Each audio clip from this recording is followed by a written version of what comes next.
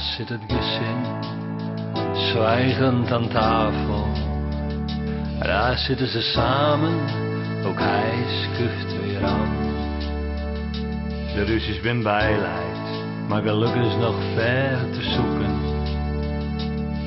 Er is geen een die het heeft over wat er is gebeurd.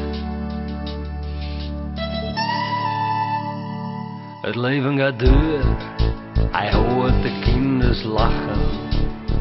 Maar hij denkt niet vooruit, hij denkt niet eens aan morgen.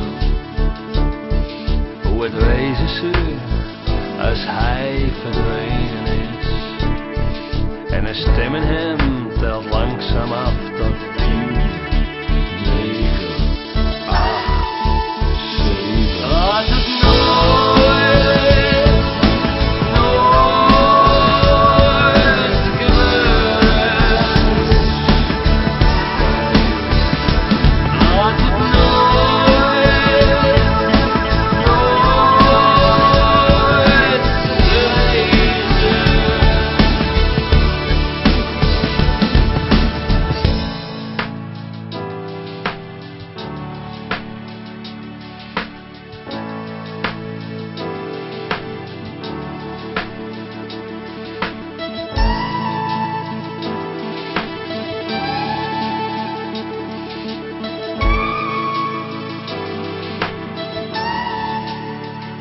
Voor wie moet hij buigen?